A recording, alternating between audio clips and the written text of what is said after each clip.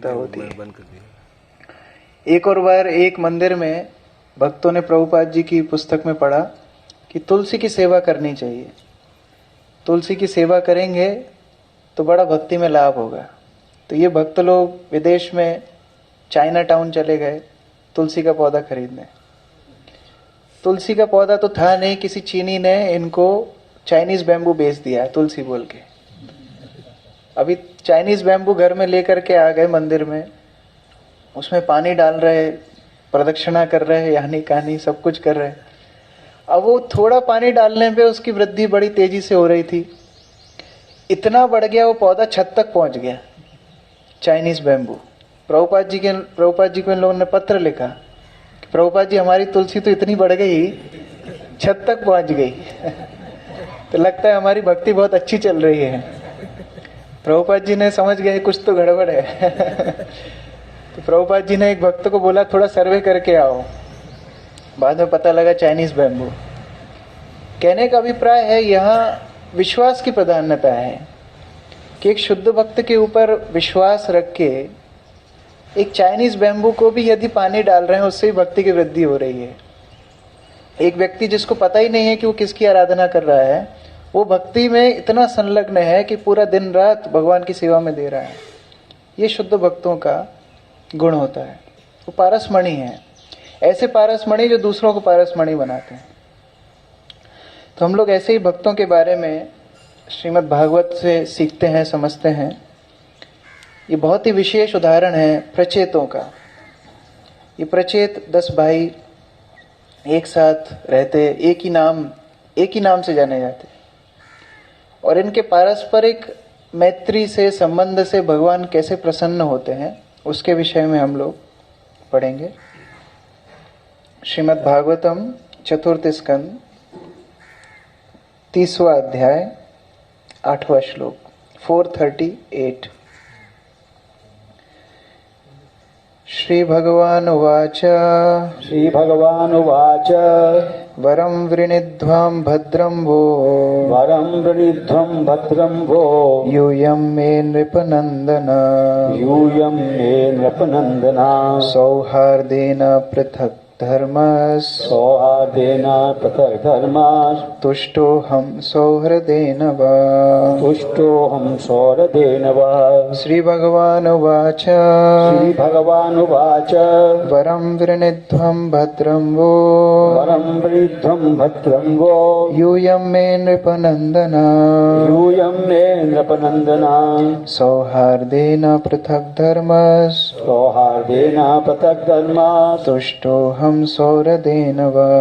तुष्टोऽहं सौहृदेन वा। श्री भगवान उवाच वरं वृणीध्वं भद्रं वो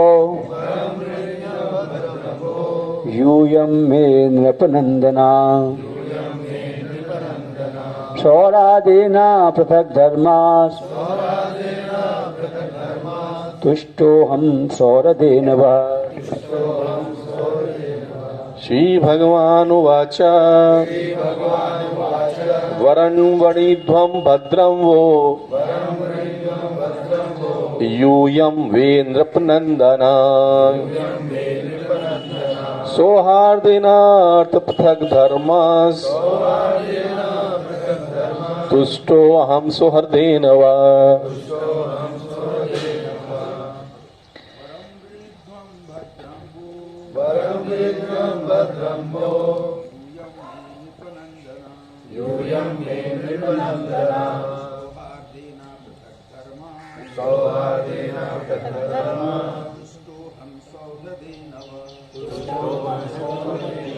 श्री भगवान उवाच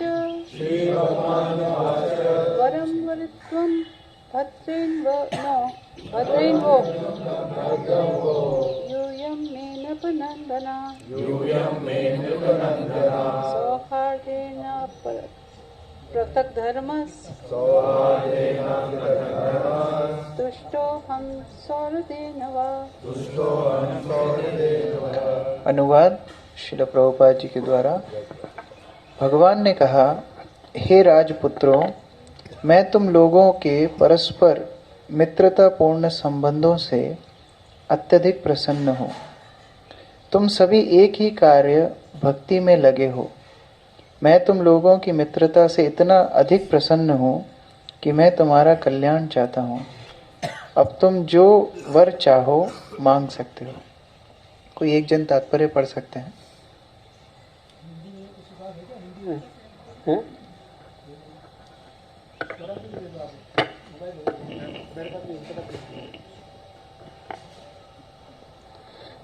तात्पर्य श्रील प्रभुपाद जी के द्वारा।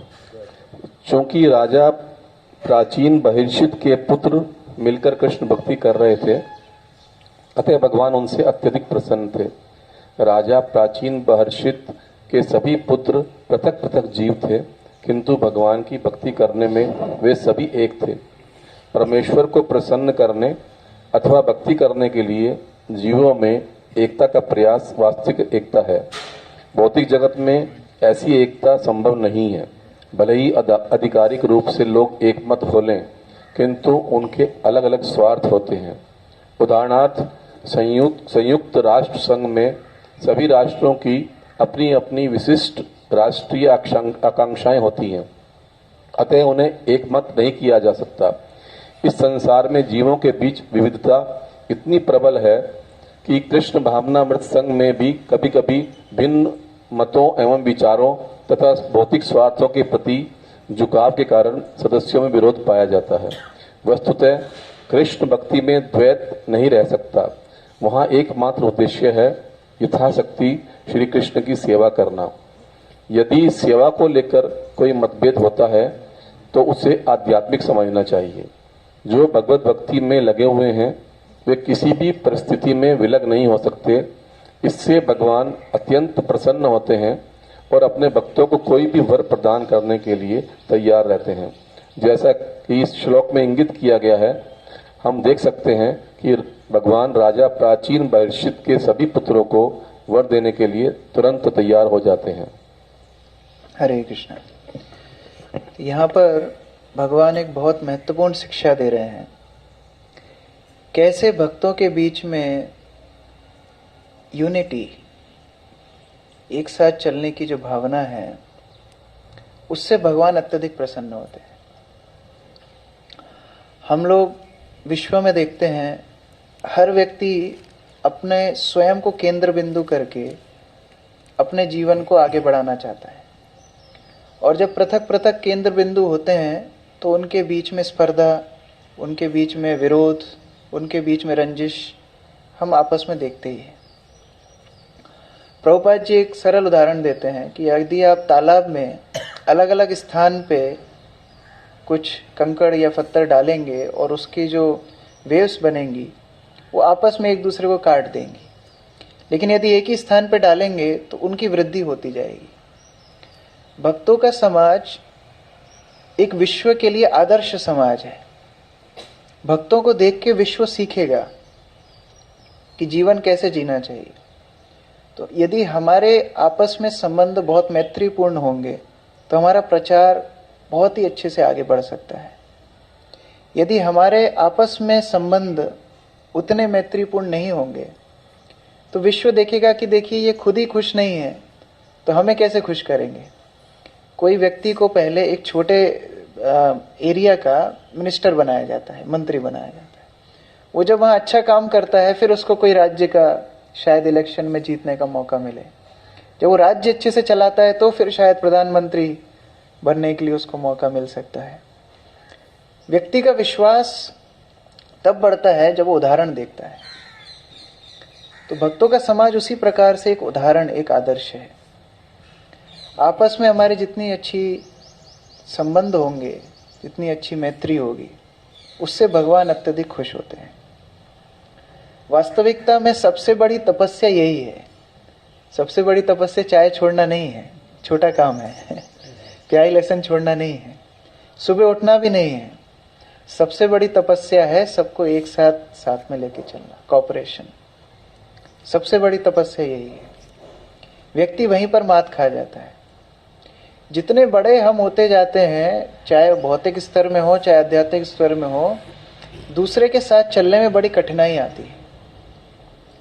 हम लोग एयरपोर्ट्स पे अलग अलग स्थानों में देखते हैं, बड़े बड़े लोग आते हैं, अच्छे अच्छे बैकग्राउंड से आते हैं, लेकिन एक दूसरे के लिए कितनी हीन भावना है, कितनी स्पर्धा है आगे जाने के लिए।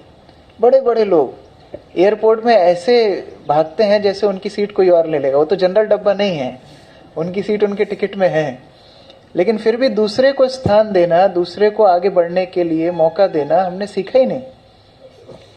तो यही कृष्ण यहाँ पर बता रहे हैं कि यदि हमें समाज में एक अच्छा आदर्श स्थापित करना है या भगवान को प्रसन्न करना है, दोनों ही दृष्टिकोण से, आपस में हमारे संबंधों से पता पड़ेगा हम भक्ति में कितने डीप हैं, कितने गहन हैं। भक्ति में और तपस्या में यही अंतर है।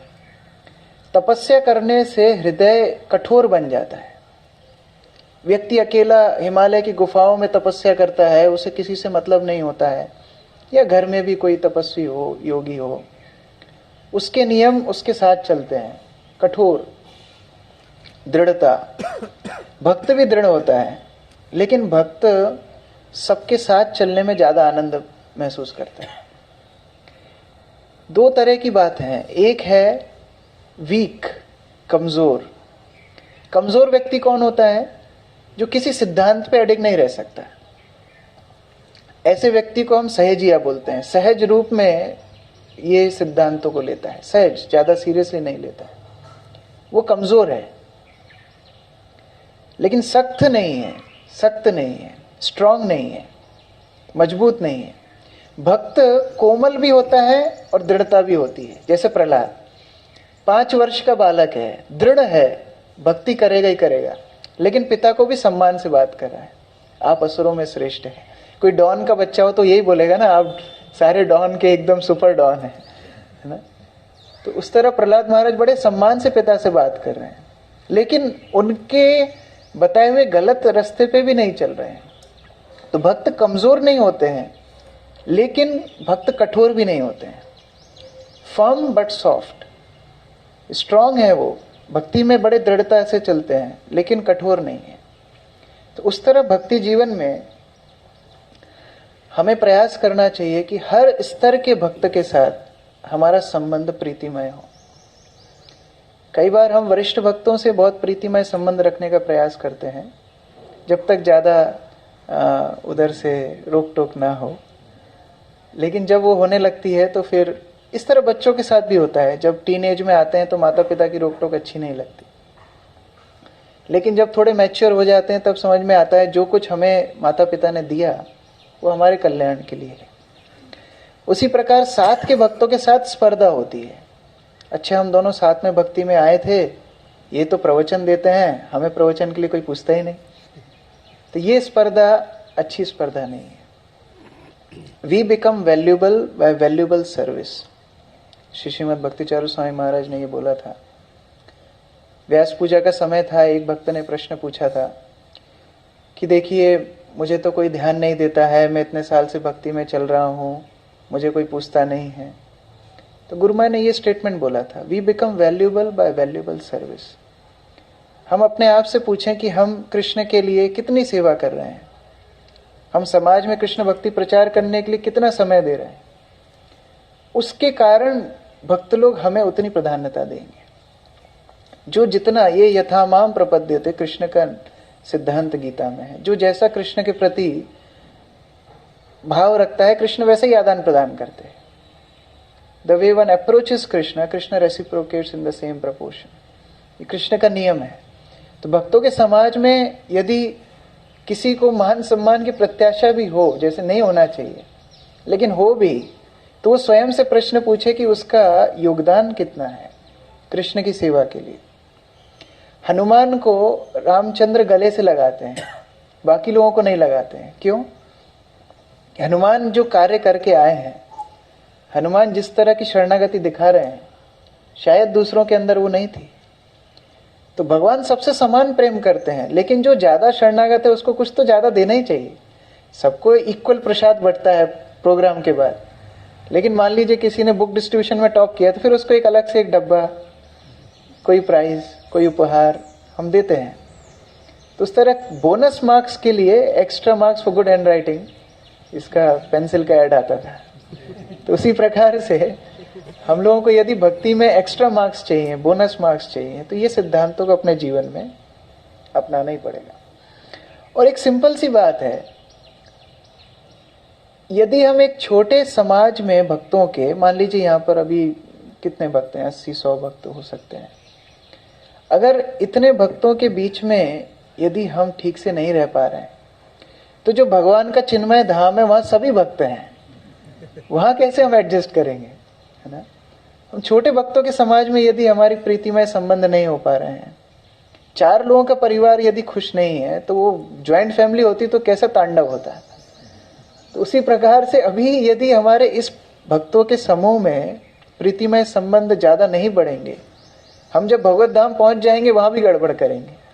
तो इसलिए भगवान एंट्री उन्हीं लोगों को देते हैं जो पहले अच्छा परफॉर्म, जो सेकंड में पास हुआ वही तो थर्ड में जाएगा, जो थर्ड में पास होगा वही फोर्थ में जाएगा। तो यहाँ पर जितना अच्छा हम परफॉर्म करेंगे भक्ति में, तभी भगवत धाम के रास्ते हमारे लिए खुलेंगे।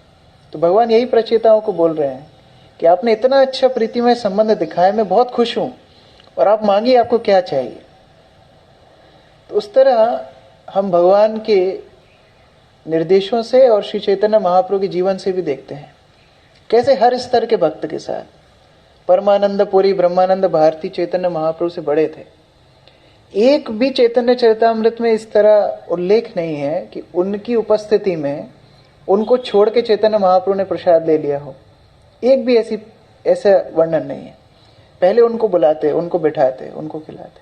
हो सकता है वो चैतन्य महाप्रभु जैसा भाव नहीं रखते हो सकता है वो चैतन्य महाप्रभु जैसे अवतार भी ना हो सकता है वो बड़ा प्रवचन देना नहीं जानते हो, लेकिन हमसे जो वरिष्ठ है उनका सम्मान करना हमें आना चाहिए।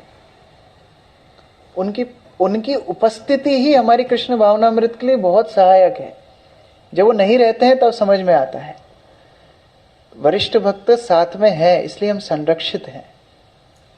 वो नहीं रहेंगे तब हमें समझ में आएगा कि देखिए अभी हमें कोई गाइड करने वाला नहीं है, हमारी गलतियों को सुधारने वाला नहीं है। हमारे घर में जब कोई अनुष्ठान होता है तो मम्मी को पता होता है किसको कितनी विदा देनी है, किसको क्या करनी है। अभी मान लीजिए मम्मी यदि हमारी किसी काम से व्यस्त है और हमें रिश्तेदारों के साथ डील कर, हमको तो मालूम ही नहीं किसको कैसे सम्मान देना है। तो अगर लौकिक व्यवहार में भी वरिष्ठों की मदद लगती है तो आध्यात्मिक परिवार में तो भक्तों की मदद हर स्टेप पे लगती है। तो वरिष्ठों का सम्मान करना सीखे। साथ वाले भक्तों के साथ मैत्रीपूर्ण संबंध, ये क्यों जरूरी है, इसके पीछे बहुत इंपॉर्टेंट लॉजिक है। देखिए वरिष्ठ हमको प्रेम देंगे, आगे बढ़ने का उत्साह देंगे, हो सकता है करेक्शन भी दें। छोटे लोग तो हमें पूजा लाभ प्रतिष्ठा में आगे ही बढ़ाएंगे। जो साथ वाले लोग हैं ना वो हमको जमीन पे रखेंगे, उड़ने नहीं देंगे।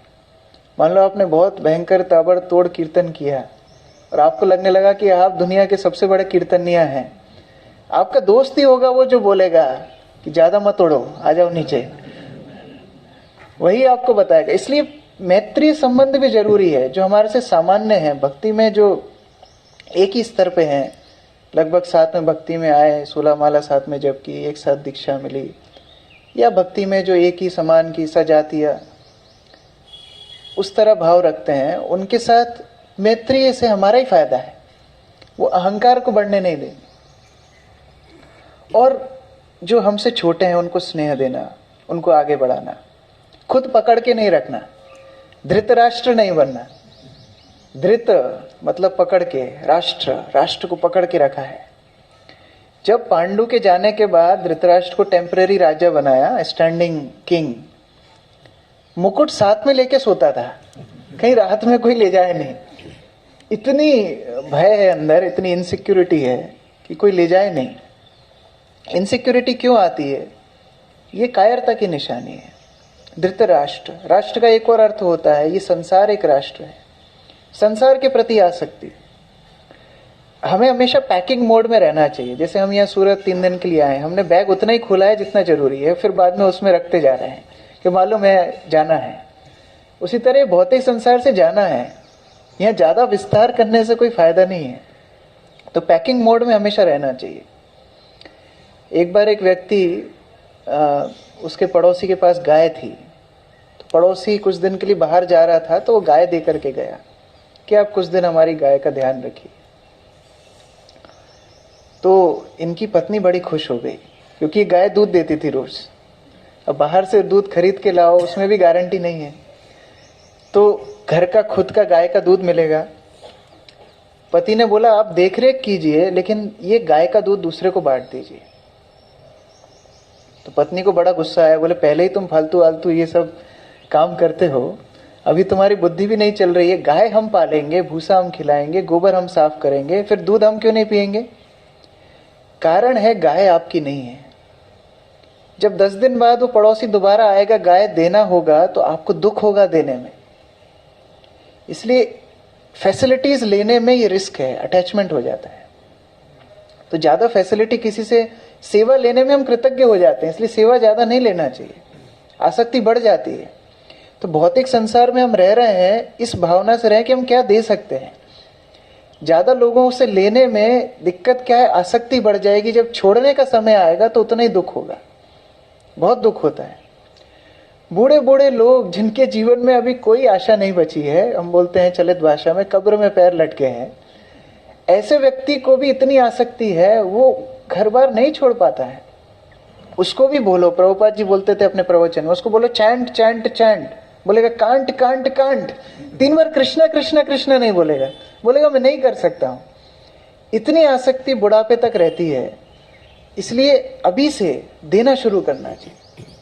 कितना हम दे सकते हैं, अपना समय, अपने भक्ति जीवन के अनुभव, प्रसाद के माध्यम से, सेवा के माध्यम से कितना लोगों को दे सकते हैं, उससे भक्त समाज में प्रीतिमय संबंध बढ़ेंगे। लेने की हमेशा भावना रहेगी, कैलकुलेशन।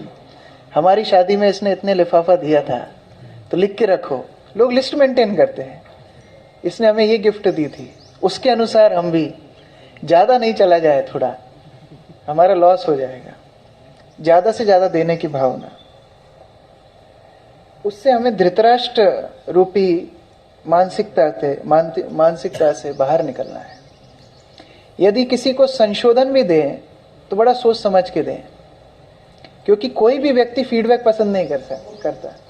कोई कितना भी बोले प्रभु जी हमको बताइए हमारी क्या गलती थी, कितना भी बोले, याद रखना किसी को भी फीडबैक पसंद नहीं आता है। वो इसलिए ही पूछ रहा है कि आप शायद कुछ प्रशंसा कर दें बीच में, उसी की प्रत्याशा में। तो फीडबैक देने में भी सैंडविच के जैसे फीडबैक दिया जाता है, पहले थोड़ी तारीफ, फिर शायद थोड़ा स्कोप ऑफ इम्प्रूवमेंट, फिर थोड़ी और तारीफ। बहुत सेंसिटिव हैं लोग, कोई संशोधन नहीं चाहता है, कोई किसी के जीवन में हस्तक्षेप नहीं चाहता है। तो यदि हम भक्तों के समाज में रह रहे हैं, उस तरह भावना हमारे अंदर होना चाहिए कि हम गुण पहले देखें। श्रील भक्ति सिद्धांत सरस्वती का एक शिष्य था, इतने लड़ाई झगड़े करता था कि पूरा मठ उनसे परेशान था, और किसी कारणवश उनकी मृत्यु हो गई। तो भक्त भी सोच रहे थे अच्छा हुआ गया, ये रोज रोज का झगड़ा खत्म। शाम के समय जब दाह संस्कार करके भक्त लोग लौट के आए तो भक्ति सिद्धांत सरस्वती बड़े ही मायूस थे, बड़े ही दुखी थे। तो भक्त लोगों ने पूछा गुरु महाराज आपको क्या हुआ? तो भक्ति सिद्धांत सरस्वती बोलते हैं वो भक्त बड़ा अच्छा था, वो कपड़े बहुत अच्छे से धोता था, बहुत सुंदर साफ कपड़े पहनता था। इतनी छोटी सी बात भी गुरु नोटिस करते हैं। हर भक्त से कुछ ना कुछ सीखने के लिए है। यदि हम थोड़ा सा चेतन अवस्था में देखें, थोड़े से अलर्ट रहें, हर भक्त से कुछ ना कुछ सीख सकते हैं। चैतन्य महाप्रभु भी जब भक्तों को करेक्शन देते थे तो प्रेममय रूप में करते थे, परमिशन लेके, कलेक्टिव एक तो डिसीजन लेते थे, कोई भक्त छोटा महसूस ना करे। महाप्रभु को दक्षिण भारत जाना है और दक्षिण भारत जाने के लिए सब भक्तों को बुला करके हाथ में हाथ पकड़ के बोल रहे हैं मुझे दक्षिण भारत जाने की इच्छा है, आपकी परमिशन चाहिए। लीडर का ऐसा भाव होना बहुत जरूरी है। डेमोक्रेसी को प्रमोट नहीं कर रहे हैं हम, प्रभुपाद बोलते थे डीमोक्रेसी, डेमोक्रेसी नहीं है ये। क्योंकि जब शूद्र प्रवृत्ति के लोग, शूद्र से मेरा अर्थ कोई जाति नहीं है, शूद्र से मानसिकता का अर्थ है, जो व्यक्ति को कृपण मानसिकता है वो दूर का सोच ही नहीं सकता। ऐसा व्यक्ति जब अपना नेता बनाएगा तो वो क्या सोचेगा कि मेरी इमीडिएट खाना पानी दे दे, थोड़ा पैसा दे दे, थोड़ा और कुछ मेरे पैम्परिंग कर दे, इसको मैं नेता बना दूंगा। तो शूद्र यदि चयन करेंगे तो शूद्र को ही नेता बनाएंगे, तो उसकी बात यहाँ नहीं चल रही। लेकिन भक्त समाज में जब सभी भक्तों के पास इतना कुछ देने के लिए है, अनुभव है, भक्ति है, तो सबको साथ में लेके चलना बहुत आवश्यक है। हाथ में हाथ लेके चैतन्य महाप्रभु पूछ रहे हैं, मैं दक्षिण भारत जाना चाहता हूँ। तो भक्त लोग बोलते हैं ठीक है आप जाइए, लेकिन किसी को साथ में लेके जाइए। सबसे पहले नित्यानंद प्रभु आके खड़े हो गए आगे, मैं साथ में जाऊंगा, मैंने पूरी तीर्थ यात्रा की है, सारे तीर्थ मुझे एकदम जीपीएस की जरूरत नहीं है, पूरा रास्ता याद है, आपको मैं लेके जाऊंगा। चैतन्य महाप्रभु बोले हाँ, आपका प्रेम इतना है मुझसे कि मैं वृंदावन जाना चाहता था, घुमा के मुझे शांतिपुर लेकर के आ गए, अभी दक्षिण भारत जाना चाहता हूं, पता नहीं कहां लेके जाएंगे। और सन्यास में मुझे एक ही मात्र चीज मिली थी, मेरा सन्यास दंड। आप इतने कृपालु हैं, मुझे तो एक ही मिला था, आपने 3-3 कर दिए तोड़ के। तो इतना सुंदर आपका मेरे प्रति प्रेम है। तो बोलने का भी जो भाव है बड़े प्रेम से। नित्यानंद प्रभु साइड में हो गए कि हमें नहीं जाना। फिर दूसरे आए जगदानंद पंडित, हम जाएंगे, हम बहुत अनुभवी हैं, यात्रा प्रेमी है जगदानंद पंडित, कई वृंदावन जाते हैं, कई माया, बहुत यात्रा करते हैं। तो जगदानंद पंडित आ गए, हम आपके साथ जाएंगे। महाप्रभु बोलते हैं आपका प्रेम तो नित्यानंद प्रभु से भी ज्यादा है, आपको यदि कुछ बोल दूं गलती से तो आप 3-3 दिन तक बात नहीं करते हैं, तो अभी यात्रा में जाऊंगा कुछ बोल दूंगा तो आप तो पूरा यात्रा मुझे वैसे ही अकेले जाना है। तो जगदानंद पंडित भी साइड में हो गए। फिर दामोदर पंडित खड़े हो गए, हम जाएंगे आपके साथ, हम तो छोटे हैं, ब्रह्मचारी हैं, आपके साथ जाएंगे, सेवा करेंगे। बोले हाँ, इतना प्रेमी ब्रह्मचारी है कि सन्यासी को भी दंड देता है, सन्यासी कोई गलती कर देता है उसको भी करेक्शन दे देता है। तो इस तरह बोल रहे हैं, लेकिन किसी को कटु शब्द नहीं बोल रहे हैं, प्रेम से। यदि किसी को गलती भी बतानी है तो हमारा हाथ उसके कंधे पे हो, सपोर्ट देने के लिए। हमारा इस तरह यदि आचरण रहेगा, भक्त समाज से कोई छोड़ने की तो बात दूर है, बाहर के लोग देखेंगे, सीखेंगे और लाइन में लगेंगे कि हमें भक्त समाज का एक हिस्सा बनना है। छोटी छोटी चीजें, हम जब कॉलेज में थे भक्तों को देखते थे, पेन, एक भक्त दूसरे भक्त को पेन भी देता है तो बड़े आदर से सीधे हाथ से आकर के पेन देते। हम कॉलेज में दूसरे बच्चों को देखते थे फेंक के देते हैं। छोटी छोटी चीजों से हमारी मानसिकता पता पड़ती है, हमारी मानसिकता क्या है। उस विचारधारा से जब हम आगे बढ़ेंगे, भक्तों का समाज यहीं पर गोलोक की सृष्टि करेगा, यहीं पर गोलोक है। हमें कहीं मरने के बाद गोलोक वृंदावन जाने का गारंटी जो है नहीं है, जो भी है उस पे, उसके लिए वेट करने की आवश्यकता नहीं है। यहीं पर हम गोलोक की भावना, वृंदावन की जो भावना है, निर्मात्सर्यता, एक दूसरे को आगे बढ़ाने की जो भावना है, ये भावना के साथ हमको भक्ति जीवन में आगे बढ़ना है। और उस तरह भक्ति जीवन में जब हम आगे बढ़ेंगे, कई समस्याएं भी आएंगी, कई बार गलती होगी, कई बार गलती नहीं होगी, लेकिन उस चीज को स्वीकार करते हुए आगे बढ़ना चाहिए। महाराज चित्रकेतु का उदाहरण हम भागवत में पढ़ते हैं। इतने महान भक्त, संकर्षण का स्वयं दर्शन जिसने किया हो, महान भक्त चित्रकेतु विमान में बैठ के अपनी पत्नियों के साथ जा रहे थे और नीचे देखते हैं भगवान शिव ऋषि मुनियों को प्रवचन कर रहे हैं और उमा पार्वती उनकी गोदी में बैठी हुई है। चित्रकेतु हंसने लगते हैं। शिव जी को तो कुछ फर्क नहीं पड़ता है, पार्वती जी नाराज हो जाती है, साथ वाले ज्यादा नाराज होते हैं। पार्वती जी श्राप दे देती हैं, जाओ असुर बन जाओ।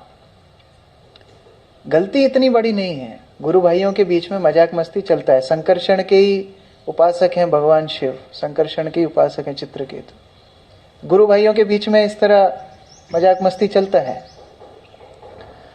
जैसे कई बार भक्तों के बीच में इस तरह देखने के लिए मिलता है। एक बार एक यात्रा में आगे की सीट पे बस में कम दचके लगते हैं ना, तो उस पे बैठने के लिए थोड़ा झगड़ा हो गया दो भक्तों के बीच में कि हम आगे बैठेंगे। झगड़ा हो गया, नहीं हम पहले आए थे, बोले नहीं हम वृद्ध हैं, हमारा पहले अधिकार है। इस तरह दो भक्त लड़ पड़े। तो एक नया भक्त गया था उस यात्रा में, वो सोचने लगा कि अरे बाहर भी यही होता है, भक्तों के समाज में भी यही होता है, तो अंतर क्या है, अंतर क्या है।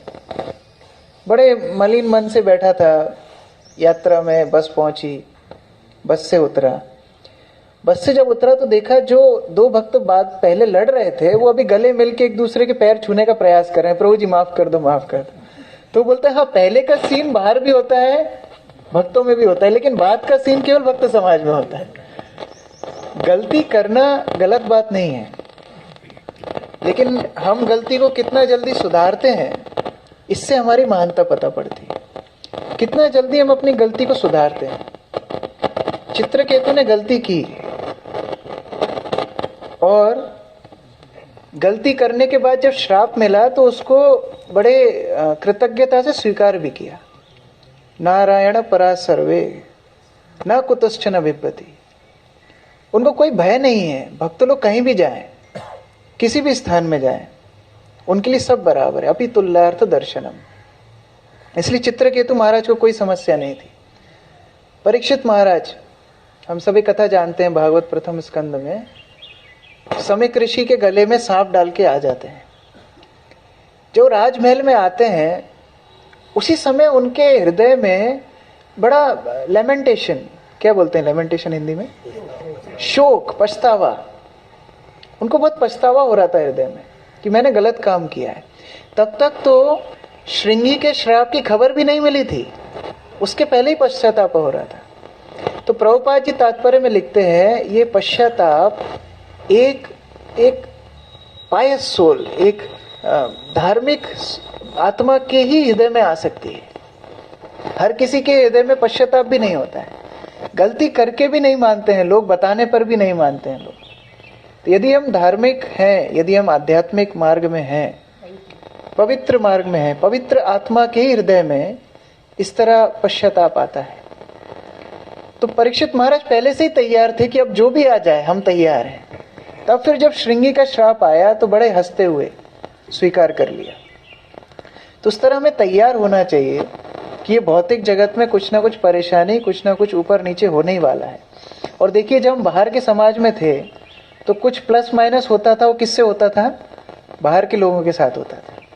अभी हम भक्तों के साथ ही उठना बैठना है, यहीं पर खाना पीना है, यहीं पर हमारी मैत्री है, यही हमारे भाई बंधु हैं, तो प्लस माइनस किसके साथ होगा?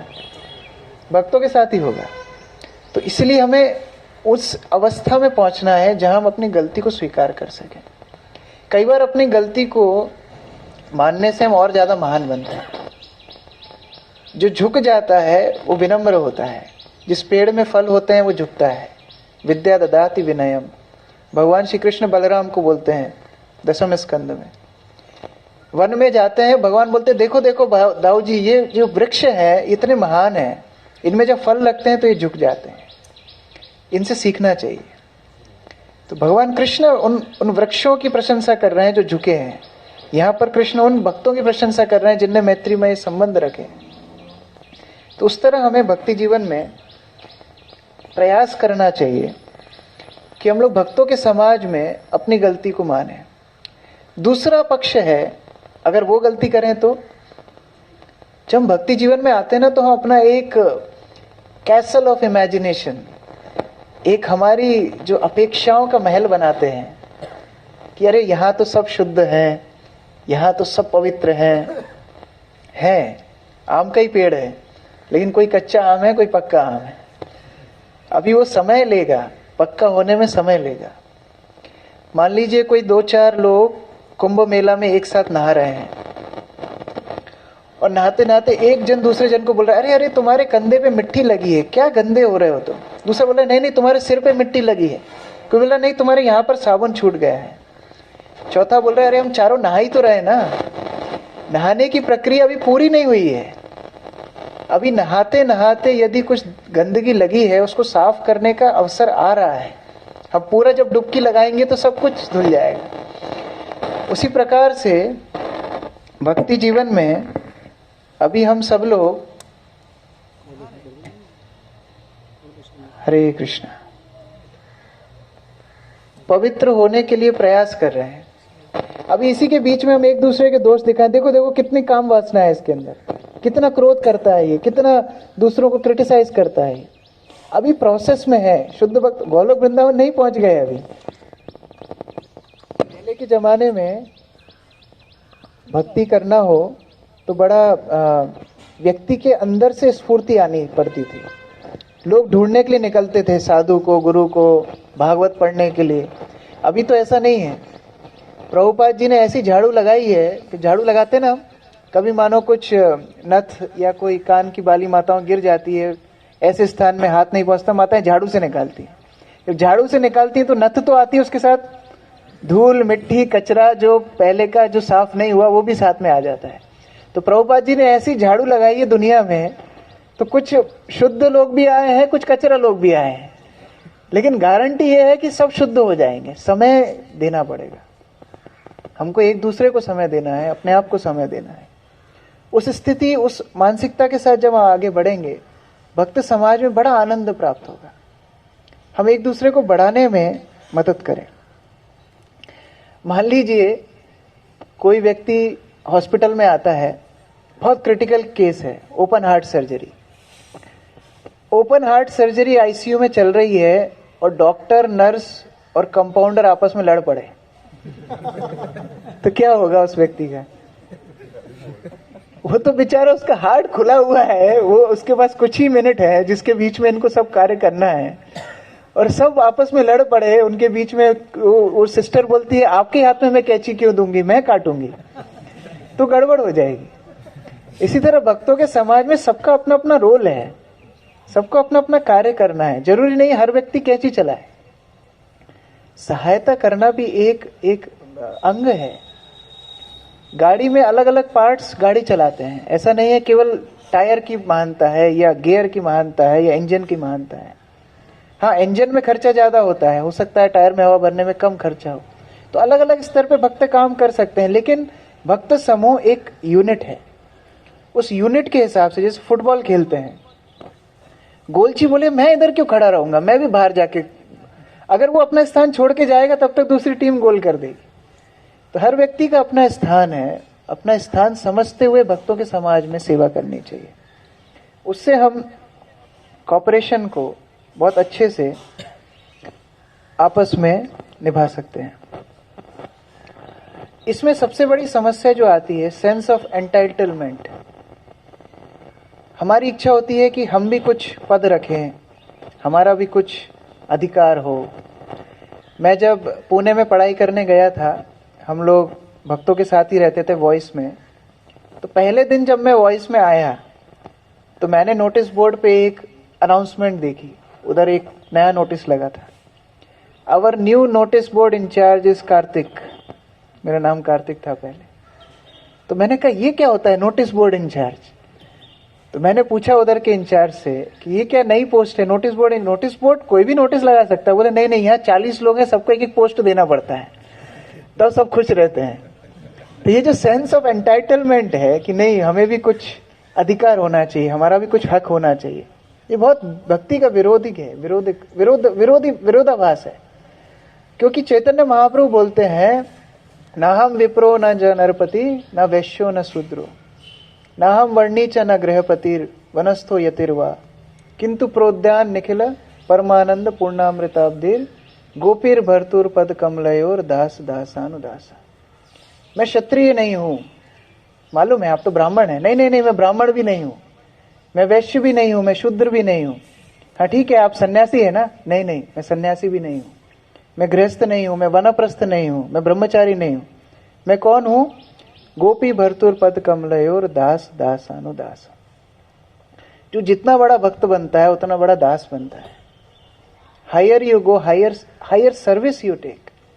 ये पिरामिड उल्टा है। भौतिक पिरामिड ऐसा होता है जहां एक व्यक्ति टॉप पे होता है, बाकी सब उसके नीचे होते हैं। आध्यात्मिक पिरामिड उल्टा है। यहाँ जितना भक्त उच्च स्तर में जाता है उतना बड़ा सेवक है, उसके ऊपर उतने भक्त हैं, उसके ऊपर निर्भर कर रहे हैं, उसके ऊपर आश्रय ले रहे हैं, तो उसको उतनी बड़ी सेवा करना है। उस भावना के साथ जब भक्ति में आगे बढ़ते हैं तो भक्तों के समाज में बहुत आनंद हम भगवान को देते हैं। जब बच्चे आपस में प्रीतिमय संबंध रखते हैं, माता पिता को बहुत अच्छा लगता है। जब बच्चे लड़ते हैं तो माता पिता को बड़ा कष्ट होता है, और जो बड़ा होता है ना उसको ज्यादा डांट पड़ती है। हमारी सिस्टर हमसे बड़ी थी, हम जब लड़ते थे उनको ज्यादा डांट पड़ती थी। तुम बड़ी हो ना, तुमको समझना चाहिए। तो उसी तरह जो भक्ति में ज्यादा बड़ा है ना, उसको ज़्यादा भगवान अपेक्षा करते हैं कि नहीं, इनको ज़्यादा समझना है, इनको ज़्यादा झुकना है, इनको ज़्यादा कॉपरेट करना है। छोटे तो गलती करेंगे, उनको माफ़ करना हमको सीखना है। तो उस तरह स्थिति में हम लोग भक्ति जीवन में आगे बढ़ने का प्रयास करें, अपने से जूनियर भक्तों की मदद करें। चैतन्य महाप्रभु चाहते थे कि हर भक्त को कोई ना कोई भक्त गाइड करे।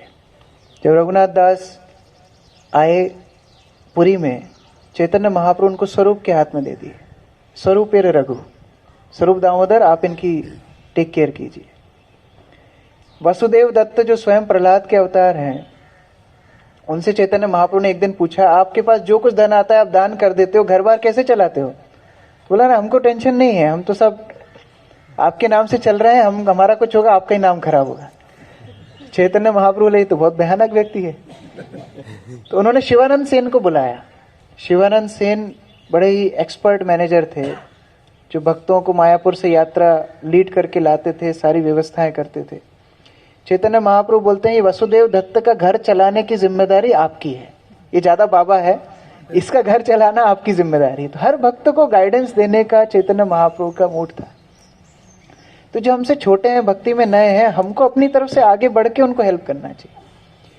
उनकी अभी भौतिक समस्याएं भी हमारी समस्याएं हैं, ऐसा नहीं है केवल आध्यात्मिक। कोई बुखार में पड़ा है और हम उसको प्रवचन दे रहे हैं, आप शरीर नहीं, आप आत्मा हैं, ये गलत बात है ना। उनकी भौतिक समस्याएं भी हमारी समस्याएं हैं, तो उनको पूरा समग्र रूप से मदद करने का हम प्रयास करें। जैसे हम घर में रहते हैं वैसे भक्तों के समाज में रहना है, सिंपल। घर में कोई बीमार होता है, हम कैसे देखभाल करते हैं। कोई गलती करता है, घर में माता या कोई भी व्यक्ति कुछ खाने में गड़बड़ भी कर देती है ना, हम चुपचाप खा लेते हैं। हमको पता है थोड़ा बोलेंगे तो कुछ और रिएक्शन आ सकता है। भक्तों के समाज में जैसे ही खाने बैठते हैं फिर कमी निकालते हैं। इसका मतलब है भक्तों के समाज को हम अपना परिवार अभी तक माने ही नहीं है। अभी तो हम गेस्ट मेंटेलिटी से ही हैं, अभी हम अतिथि ही हैं। इस्कॉन में आए हैं, खाएंगे पिएंगे, थोड़ी कमी निकालेंगे, चले जाएंगे। वो अतिथि वृत्ति से होस्ट वृत्ति में आना है, यजमान बनना है, अतिथि नहीं रहना है।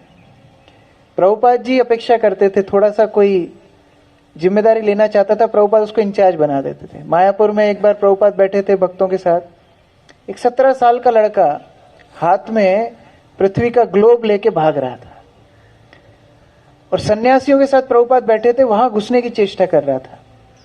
प्रभुपाद जी ने देखा, प्रभुपाद जी ने बोला, ठीक है आने दो, क्या बोलना चाहते हो?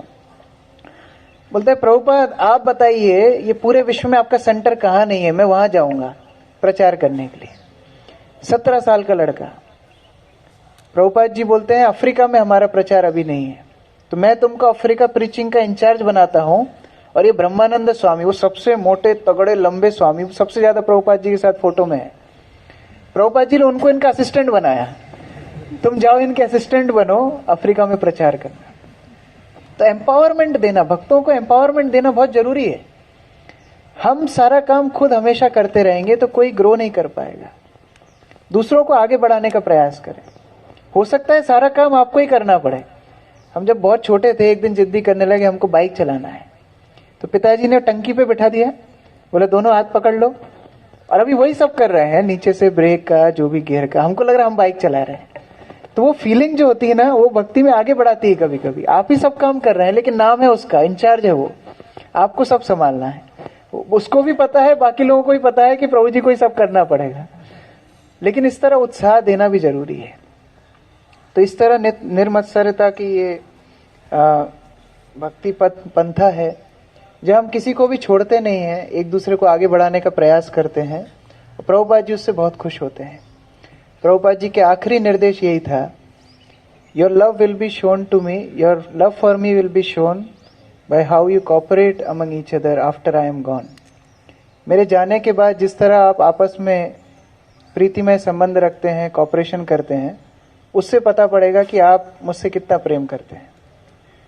तो उसी भावना के साथ हमको कृष्ण भावनामृत का आश्रय लेना चाहिए, और प्रभुपाद जी की प्रसन्नता के लिए एक दूसरे को आगे भक्तिमय पथ पे बढ़ाने का प्रयास करना चाहिए। हरे कृष्ण। ग्रंथराज श्रीमद् भागवतम की जय। जगत गुरु श्रील प्रभुपाद की जय। निताई गौर प्रेमानंदे हरे। हरे कृष्ण।